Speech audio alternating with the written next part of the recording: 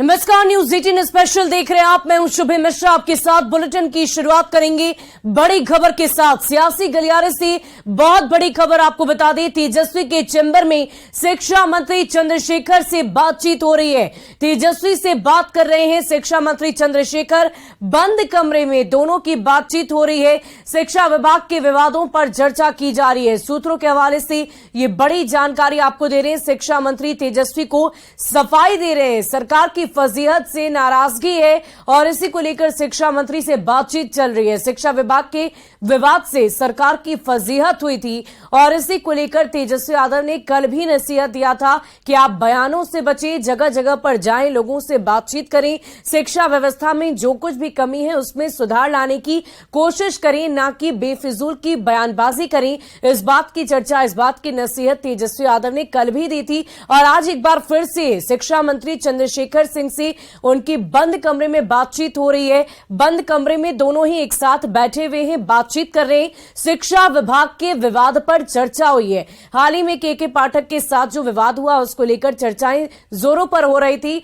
और इसी को लेकर एक बार फिर से तेजस्वी यादव ने आज उनसे बात करने का मन बनाया। एक बार फिर से नसीहत देने की कोशिश तेजस्वी की तरफ से की जा रही है। और देखिए, इस पूरी खबर की अधिक जानकारी के साथ हमारे संवाददाता शैलेंद्र हमारे साथ फोन लाइन पर है। शैलेंद्र, ये बताइए कि इस बंद कमरे में क्या कुछ बात हो सकती है, इस मुलाकात की क्या मायने हो सकते हैं? देखिए, जाहिर सी बात है, जिस तरीके से लगातार इस पूरे मामले में सरकार की फजीहत हुई, के पाठक और मंत्री चंद्रशेखर के विवाद के कारण, और तेजस्वी यादव और लालू प्रसाद यादव दोनों उस वक्त बाहर थे, और अब जब लालू यादव और तेजस्वी यादव दोनों आ चुके हैं और विधानमंडल का ये मानसून सत्र चल रहा है, तो ऐसी परिस्थिति में जो फजीहत हुई है, जो परेशानी है, उसे अब दूर करने की कोशिश की जा रही है। और इसी कड़ी में तेजस्वी यादव से जो शिक्षा मंत्री हैं चंद्रशेखर, वो मुलाकात कर रहे हैं और वो भी अपनी बातों को कह रहे हैं कि बाकी ये जो पूरी परिस्थिति है, उस परिस्थिति पर जो उनके तरफ से जो सफाई जो दी जानी थी, वो चंद्रशेखर अपनी बातों को रख रहे हैं और कह रहे हैं कि क्या परिस्थिति है, क्योंकि इससे काफी मुश्किलों का सामना सरकार को करना पड़ा। कई तरीके के विवाद हुए और इसी विवाद का कारण था कि कल विधानमंडल की जब बैठक हुई, उस बैठक में भी तस्वीर दिखी कि किस तरीके से मुख्यमंत्री ने सदस्यों पर कुछ नाराजगी जताई, इसको सदस्य ने भी अपनी बातों को रखा। तो कल की जो परिस्थिति थी वो कहीं न कहीं वो शिक्षा विभाग के विवाद के कारण ही हुई।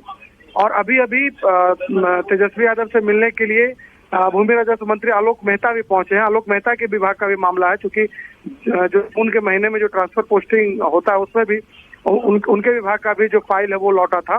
तो ऐसे परिस्थिति में तेजस्वी जब अब पटना लौटे हैं तो तमाम जो विवाद थे उसे दूर करने है और इसी कड़ी में तेजस्वी यादव शिक्षा मंत्री से भी मुलाकात कर रहे हैं और आप मंत्री आलोक मेहता से भी मुलाकात कर रहे हैं। जी, बहुत बहुत शुक्रिया शैलेंद्र हमारे साथ जुड़ने के लिए, तमाम जानकारी के लिए। तो सियासी गलियारे से ये बहुत बड़ी खबर आपको दे रहे हैं। शिक्षा विभाग के विवाद पर अब चर्चा की जा रही है। तेजस्वी यादव कल ही विदेश से लौटे हैं और अब सभी कामों को सुचारू रूप से एक बार फिर से शुरू किया जाए, किसी भी तरह का विवाद अब सामने ना आए, ये पूरी कोशिश की जा रही है।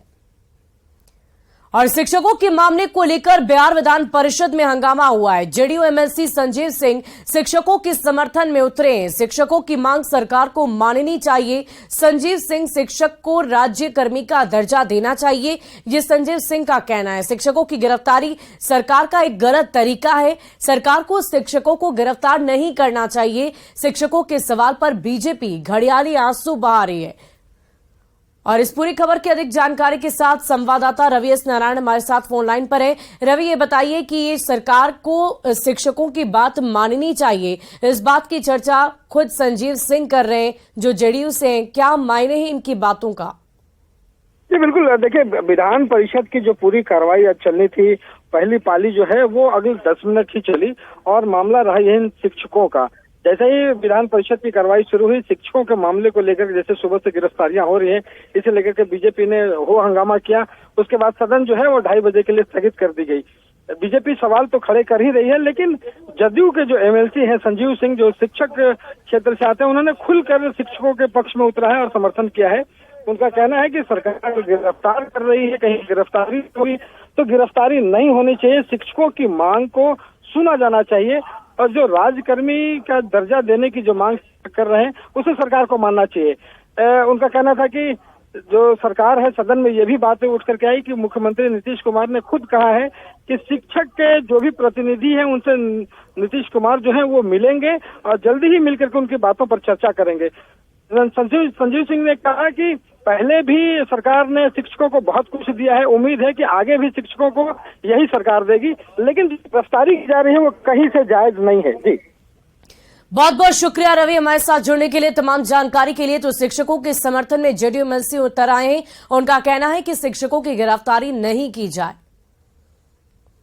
और बिहार में आज शिक्षक आंदोलन कर रहे हैं। राज्य भर से शिक्षक पटना में जुट रहे हैं। सुबह से ही शिक्षकों का पटना पहुंचना लगातार जारी है। स्क्रीन पर आप इस वक्त 3 अलग अलग तस्वीरें देख पा रहे होंगे।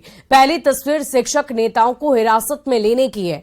पुलिस और प्रशासन की टीम पहले से ही वहां पर मुस्तैद है। शिक्षक नेताओं को हिरासत में लेकर आंदोलन को कमजोर करने की कोशिश की जा रही है। और देखिए, इस पूरी खबर की अधिक जानकारी के साथ हमारे संवाददाता रजनीश हमारे साथ लाइव जुड़ चुके हैं। रजनीश का रुख करते हैं। रजनीश, क्या कुछ मांग शिक्षक अभ्यर्थियों की तरफ से की जा रही है? पूरी प्लानिंग, पूरी रणनीति के तहत आज विधानसभा का घेराव करने की भी बात उनकी तरफ से की गई थी। अभी क्या कुछ तस्वीर आप देख पा रहे हैं? बिल्कुल शुभी, देखिए सुबह से ही हजारों की संख्या में राज्य भर से जो शिक्षक हैं पटना पहुंचे हैं। हालांकि कई जगह पुलिस ने उन्हें रोकने का प्रयास किया है और खुद एसएसपी राजीव मिश्रा के साथ साथ तमाम जो जिला प्रशासन के पदाधिकारी हैं वो लगातार कैंप कर रहे हैं, मॉनिटरिंग कर रहे हैं। इस वक्त गर्दनीबाग में दोनों गेट को बंद कर दिया गया है क्योंकि एक तरफ सदन चल रहा है, दूसरी तरफ प्रोटेस्ट चल रहा है। ऐसे में एसएसपी खुद पहुंचे हैं, साथ में सिटी एसपी हैं। जरा बात करते हैं सर, आपके तरफ से पूरी तैयारी देखी जा रही है, हेलमेट से लेके जैकेट तक लगाकर पुलिस हैं। क्या लग रहा है कि जो मंसूबा लेकर शिक्षक आए हैं कामयाब नहीं होंगे? नहीं, शिक्षक ऐसा जो हम लोग को जानकारी है, कोई मंसूबा उनका कोई विधि विरुद्ध कोई काम करने का नहीं है। जो है जिस तरीके से उनको अनुमति दी गई अभी तक उन लोगों ने उसी तरीके से काम किया है, तो उसमें ऐसा उनके मंसूबे पे कोई हम लोग को संदेह नहीं है। जो एक हम लोग का एसओपी है लॉ एंड ऑर्डर ड्यूटी में, उस एसओपी के साथ जो पुलिस की कर्तव्य है उस कर्तव्य के अनुसार सभी लोगों को तैयार रहने के लिए कहा गया। जिस तरह से आप लोग अलर्ट पर हैं, जो इनपुट आप लोगों को मिला था उसके आधार पर दिख रहा है कि दीघा से लेके गांधी सेतु तक चप्पे चप्पे में आपकी पुलिस जो है शिक्षकों पर नजर रख रही है। नहीं, क्योंकि विधानसभा सत्र चल रहा है तो उस समय नेचुरली जो है सुरक्षा का जो व्यवस्था है उसको हम लोग उच्च स्तर पर रखते हैं, तो उसी के अनुसार ये सब फिलहाल क्या लग रहा है कि लॉ एंड ऑर्डर में कोई समस्या आपको? नहीं, ऐसा तो नहीं महसूस हो रहा है। जो शिक्षक लोग हैं वो भी शांतिपूर्ण तरीके से हैं और जो हमारे साथ जो हमारे सहकर्मी हैं उनका भी यही फीडबैक है कि कहीं से कोई समस्या नहीं। हाँ बिल्कुल, तो देखिए एसएसपी राजीव मिश्रा जानकारी दे रहे थे और खुद अभी लगातार देख सकते हैं कि गर्दनीबाग में पेट्रोलिंग करते हुए तकरीबन 300 से ऊपर जवानों की तैनाती की गई है। और देखिए तमाम जो अधिकारी हैं, खासकर एसडीएम सदर भी यहाँ पर हैं, उनसे ही बात कर लेते हैं। सर, क्या लग रहा है, कोई लॉ एंड ऑर्डर को लेकर भी समस्या बन रही है? नहीं, अभी तो तैयारी पूरी है और वैसे कोई समस्या नहीं है। नहीं, धारा 144 लगा है विधानसभा के आसपास। लाठीचार्ज की नौबत नहीं है? नहीं, वो तो नहीं। टीचर हैं विधानसभा तक उनकी आवाज संवैधानिक तरीके से कर रहे हैं अंदर, वैसे कोई समस्या नहीं है। चलिए, कोई ऐसी समस्या नहीं है कि बलपूर्वक पुलिस को पेश आना पड़े। हम कैमरामैन राहुल आपसे कहेंगे एक बार आप पैन करके पूरी तस्वीर को दिखाइए कि देखिए शिक्षक को एक तरह से गर्दनीबाग के अंदर लॉक कर दिया गया है क्योंकि एक तरफ विधानसभा का सत्र चल रहा है, जो माननीय है वो अंदर से आवाज उठा रहे हैं, अंदर विरोध जारी है, लेकिन बाहर भी विरोध चल रहा है और ये विरोध की आवाज जो है विधानसभा तक पहुंच रही है मीडिया कर्मियों के द्वारा। लेकिन फिलहाल जो शिक्षक हैं यहां से आगे नहीं बढ़ सकते हैं, प्रोटेस्ट करने की इजाजत नहीं है। इसको लेकर तमाम सुरक्षा कर्मियों की यहां तैनाती कर दी गई है। वज्र वाहन के साथ साथ दंगा नियंत्रण जो गाड़ी है और दमकल जो है उसकी भी यहां पर सुरक्षा के मद्देनजर तमाम तरह के मिलाकर ये कहें कि फिलहाल एसएसपी जो है। लेकिन क्या कोई शिक्षक अभ्यर्थी आपको आसपास नजर आ रहे हैं जिनसे आप बातचीत कर सके कि आगे उनकी तरफ से क्या प्लानिंग की गई है? क्योंकि विधानसभा का घेराव करेंगे इस बात की चर्चा उनकी तरफ से बार बार की जा रही है। वहीं पर उनकी गोलबंदी की गई है, वहीं पर वो लॉक किए जा चुके हैं। तो अब आगे क्या प्लानिंग है, क्या बात उनसे आप कर सकते हैं? देखिए, जो भी बाहर रह गए यानी जो अंदर प्रवेश नहीं कर पाए गेट के अंदर, यहाँ पर तमाम टीचर हैं हमारे साथ मौजूद। ये बताइए कि आप लोग अब क्या रणनीति बनाएंगे, क्योंकि अब तो अंदर जा नहीं पाए आप लोग, घेराव तो कर नहीं पाए। सरकार की पूरी लोकतंत्र प्रक्रिया तानाशाही हो गई है। सरकार ने जब हम सरकार को बार बार कहें, हमारे सचिव कहें, हमारे अध्यक्ष कहें कि हमें वार्ता करने का समय दिया जाए, लेकिन सरकार की तरफ से वार्ता का समय निर्धारित नहीं किया गया। अंततोगत्वा हमारे संघ संगठन के आह्वान पे ये आवाज उठाई गई। चलिए आवाज ये लोग। और देखिए यहाँ पर जो बाहर हैं फिलहाल शिक्षक, वो अंदर नहीं जा पाए हैं क्योंकि दीघा से लेकर गांधी सेतु तक जो शिक्षक हैं उन्हें रोक दिया गया है। कई शिक्षक नेता को भी हिरासत में ले लिया गया है। और यहाँ पर तैयारी हम दिखा रहे हैं, देखिए पटना पुलिस की जरा तैयारी आप, कि किसी प्रकार से अगर उग्र प्रदर्शन होता है, विधानसभा घेराव करने के लिए टीचर आगे बढ़ते हैं, तो यहाँ पर देखिए आप हेलमेट के साथ साथ जैकेट लगाकर पुलिस जो है रजनीश, हम तैयारियां देख रहे हैं इस वक्त। बड़ी खबर अपने दर्शकों को बता दें, और इसी बीच एक और बड़ी खबर सामने आ रही है। सीएम नीतीश खुद शिक्षक प्रतिनिधियों से बातचीत करेंगे। संसदीय कार्य मंत्री विजय चौधरी का बयान सामने आया है। विधान परिषद में विजय चौधरी ने बयान दिया है, सीएम नीतीश कुमार खुद बातचीत करेंगे। बीजेपी सिर्फ राजनीति कर रही है। बीजेपी ने परिषद में मामले को उठाया है, शिक्षकों के मामले को बीजेपी ने उठाया है। बीजेपी एमएलसी ने परिषद में नारेबाजी भी की है और शिक्षक राज्यकर्मी का दर्जा देने की मांग बीजेपी की तरफ से की जा रही है। और इसी बीच विजय चौधरी ने यह बड़ा बयान दिया है कि खुद मुख्यमंत्री नीतीश कुमार शिक्षक प्रतिनिधियों से बातचीत करेंगे, सारे मामलों को सुलझाया जाएगा, सारी प्लानिंग आगे की बनाई जाएगी। इसी को लेकर उन्होंने ऐलान किया, बयान दिया। विधान परिषद में विजय चौधरी का यह बड़ा बयान सामने आया है। और हमारे संवाददाता रजनीश हमारे साथ लगातार जुड़े हुए हैं। रजनीश, शिक्षक अभ्यर्थियों से आप अभी बातचीत कर रहे थे, उनसे जरा पूछिए कि अब जब मुख्यमंत्री उनसे बातचीत करने की कह रहे हैं, खुद विजय चौधरी ने इस बात की चर्चा की है कि खुद वो शिक्षक प्रतिनिधियों से बातचीत करेंगे मुख्यमंत्री, तो वो अपनी बातें किस प्रकार से रखेंगे, उनका क्या कहना है इस विषय पर? देखिए जो बड़ा अपडेट आपने अभी दिया है इस खबर को लेकर हम बता दें कि न्यूज 18 की खबर पर मुहर लग गई है। शुभी न्यूज 18 ने कल ही जानकारी दी थी कि सीएम नीतीश कुमार नई शिक्षक नियमावली का रिव्यू करेंगे। और जो खबर अभी आई है विजय कुमार चौधरी के द्वारा कि सीएम खुद जो है शिक्षक नेताओं से बातचीत करेंगे, तो माना यह जा रहा है कि सदन खत्म होते ही, मानसून सत्र खत्म होते ही शिक्षक नेताओं से सीएम नीतीश कुमार बात करेंगे, महागठबंधन नेताओं से बात करेंगे और शिक्षकों से जुड़ी बड़ी खबर होगी। हमारे साथ कई शिक्षक नेता हैं, ये बताइए कि अब जो खबर आ रही है सीएम नीतीश कुमार खुद बातचीत करेंगे, आप लोगों से पहल करेंगे, क्या उम्मीद लग रही है आपको? माननीय मुख्यमंत्री जी अगर पहल करते हैं तो ये बहुत अच्छी बात है। हम लोग चाहते हैं कि माननीय मुख्यमंत्री जी हम लोग को बहाल किए हैं और हम लोग को वेतनमान दें, हम लोग को राज्यकर्मी का दर्जा दें। कम से कम राज्यकर्मी का तो दर्जा दीजिए। जो आदमी 18 साल से हम लोग सेवारत हैं, हम लोग चाहते हैं कि हमको कम से कम राज्यकर्मी की दर्जा मिलनी चाहिए। असर है क्या? ये आंदोलन का भी असर है और चुनाव का भी असर है। चुनाव भी है माननीय मुख्यमंत्री जी का। चलिए ये बताइए कि या तो विजय कुमार चौधरी जो कद्दावर मंत्री है महागठबंधन सरकार में, उन्होंने कह दिया है कि सीएम बातचीत करेंगे आप लोग से। अच्छी बात है। हम लोग तो खुद यही चाहते हैं कि माननीय मुख्यमंत्री जी बात करें। माननीय मुख्यमंत्री जी ने बहाल किया है 2006 से लगातार 17-18 वर्षों से हम लोग माननीय मुख्यमंत्री जी के सपनों को साकार करने में। जी रजनीश, शिक्षकों के मन में अब उम्मीद है और उत्साह भी है कि अब आने वाले वक्त में अगर मुख्यमंत्री उनसे बातचीत करते हैं तो वो अपनी बातों को रखेंगे और शायद उनकी बातों पर ध्यान दिया जाए और उसके तहत एक्शन लिया जाए, कुछ ऐसी डिसीजन, कुछ ऐसे निर्देश दिए जाए जिसके तहत उनका भला हो सके और उनकी उम्मीदों पर सरकार खड़ी हो सके। बढ़ते हैं अगली खबर की ओर। पाकिस्तान से सचिन के प्रेम में भारत आई सीमा हैदर का कहना है कि वो अब कभी भी पाकिस्तान नहीं जाएगी। न्यूज 18 से खास बातचीत में सीमा ने कहा कि उसे भारत से मोहब्बत हो गई है।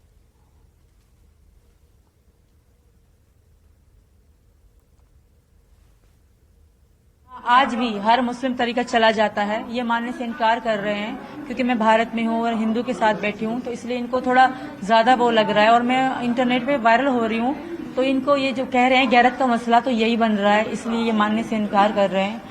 तो इसीलिए मैं इनसे यही कहूंगी कि मैं लूंगी।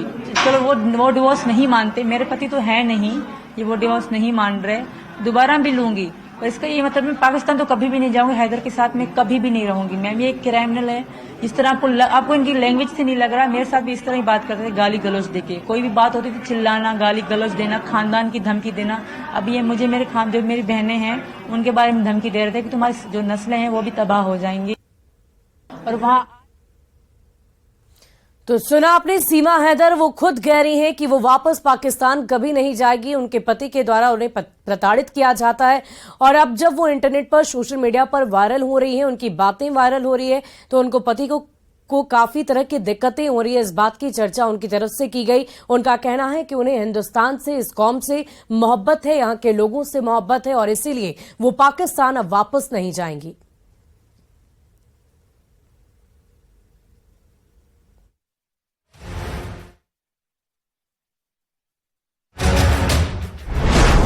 पहाड़ में बारिश से हाहाकार,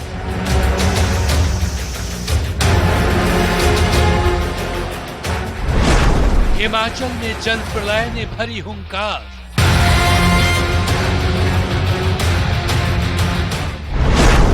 उत्तराखंड में आफत ले रहा आकार,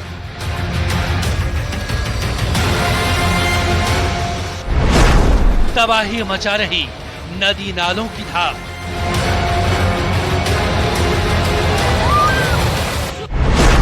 तिनके की तरह बह रहे ट्रक और कार,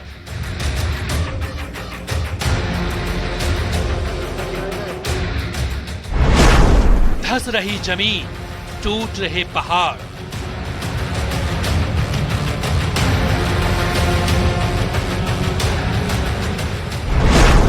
उखड़ रहे पुल, जमींदोज होते मकान,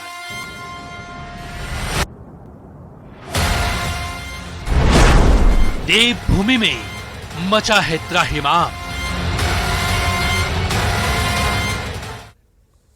और उत्तर भारत में मानसूनी बारिश ने शुरुआती दिनों में तबाही मचाकर रख दी है। दिल्ली एनसीआर से लेकर पंजाब और राजस्थान जैसे मैदानी इलाकों में जहां आसमान से बरसती बूंदों ने आफत ला दी है, वहीं पहाड़ों में तो हाहाकार मचा हुआ है। हिमाचल प्रदेश की स्थिति बेहद चिंताजनक है। यहां से आने वाली तस्वीरें पूरे देश को डरा रही है। भारी बारिश के कारण उत्तराखंड में हालात बिगड़ रहे हैं। लैंडस्लाइड के कारण जाने जा रही है। बद्रीनाथ नेशनल हाईवे को बंद कर दिया गया है। साफ है कि जल प्रलय की दहाड़ ने पहाड़ को दहला कर रख दिया है।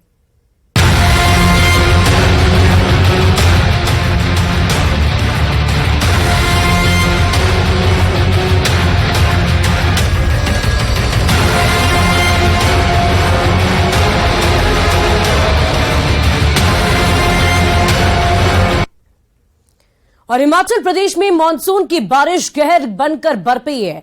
भारी बारिश के कारण यहां जल प्रलय की स्थिति बन गई है।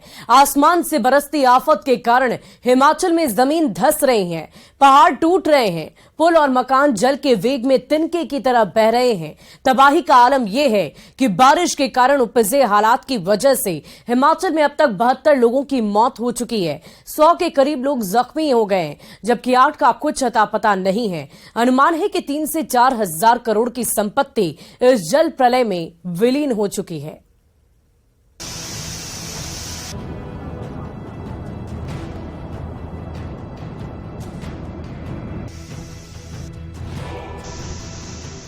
ये व्यास नदी का विनाश वाला रौद्र रूप है। जहां देखो व्यास ने तबाही मचा रही है।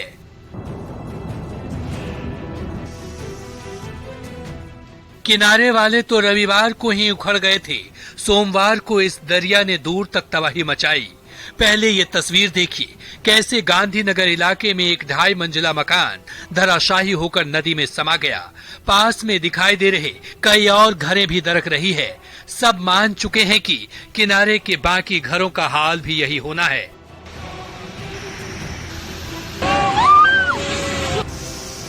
नदी की धार इतनी भयावह है कि उसके सामने खड़े रहने और आवाज के कानों से टकराने पर भी डर लग रहा है। जीवन दायिनी कहे जाने वाली व्यास इतने गुस्से में है कि भुंतुर में किनारों को काटते काटते कई मकान सहित सड़क के 200 मीटर हिस्से को भी अपने साथ बहा कर ले गई और अब बाकी घरों को बहा ले जाने पर आमदा है।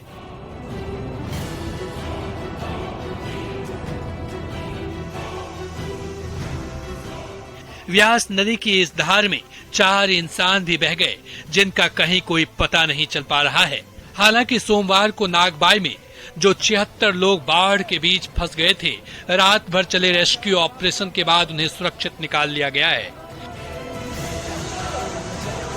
बहुत बढ़िया भाई। बाढ़ बारिश से कुल्लू जिले में 2 नेशनल हाईवे समेत 160 सड़कें बंद हैं। वहीं 1800 ट्रांसपोर्ट ठप पड़े हैं। प्रशासन ने अब श्रीखंड महादेव यात्रा पर इस साल के लिए रोक लगा दी है, क्योंकि यात्रा मार्ग में भारी तबाही के चलते 6 यात्रियों को अपनी जान गंवानी पड़ी। भारी बारिश के चलते हिमाचल में त्राहिमाम मचा है। हर बीतते पल के साथ तबाही की नई तस्वीर और खतरे की नई खबर सामने आ रही है। पहले 7 जिलों में ही रेड अलर्ट जारी किया गया था, मगर अब पूरा राज्य भीषण खतरे की चपेट में है और इस खतरे से बचने का फिलहाल एक ही उपाय है कि सैलाब के सामने आने की गुस्ताखी बिल्कुल न करें, नहीं तो हाल क्या होगा वो इस तस्वीर को देखकर समझ सकते हैं।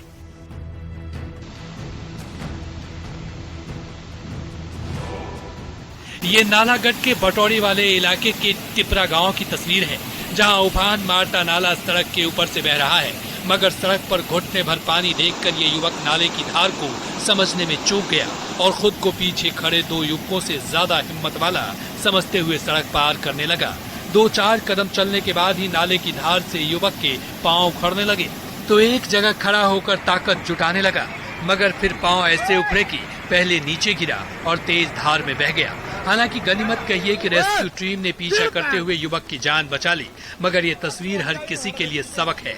नालागढ़ में नालों के साथ नदियां भी कहर बरपा रही है। ये बद्दी की तस्वीर है, जहां बालद नदी भी भारी तबाही मचा रही है। बालद में आए उफान से बद्दी में करोड़ों की लागत से बना नया पुल जमींदोज हो गया। वहीं ढेरोवाल के पास कनाहर नदी का पानी पुल के ऊपर से बह रहा है।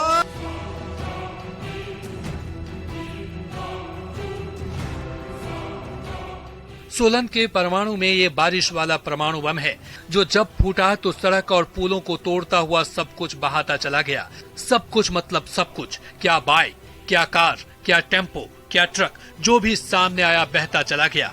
देखिए कैसे कारें नाव की तरह बहती चली जा रही है, कैसे सड़क किनारे खड़े बाइक को भी सैलाब अपने साथ ले जा रहा है। परमाणु के ही सेक्टर 5 इंडस्ट्रियल एरिया की ये दूसरी तस्वीर देखिए। ऊपरी इलाके में बारिश हुई तो पहाड़ों का मलबा समेटे सैलाब ने पहले टकसाल गांव में तबाही मचाई और फिर बीच में आने हर अवरोध को तोड़ते हुए ये सैलाब इंडस्ट्रियल एरिया की गलियों में बहने लगा। इस प्रचंड प्रवाह में वहां खड़ी गाड़ियां तिनके की तरह बहती चली गई। सैलाब की तेज धार से कई जगह जमीन धंस गई, जिससे कई मकानों पर भी खतरा मंडराने लगा है। नाले में आए सैलाब से सड़क के साथ ही एक कोठी के पास एक पुल भी धराशायी हो गया। भारी बारिश के कारण पूरे हिमाचल में जल प्रलय का प्रकोप सबको दहशत में डालने लगा है। मनाली, सोनल और रोहडू में बारिश ने पिछले सारे रिकॉर्ड तोड़ दिए हैं। शिमला, चंबा, किन्नौर और हिमाचल के बाकी हिस्से सहमे हुए हैं। देवभूमि में जल प्रलय की दहाड़ ने पहाड़ को दहला दिया है।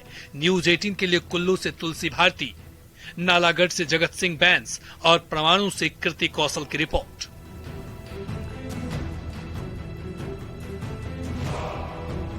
और फिलहाल इस बुलेटिन में अभी के लिए बस इतना ही, लेकिन न्यूज 18 बिहार झारखंड पर खबरों का सिलसिला लगातार जारी है।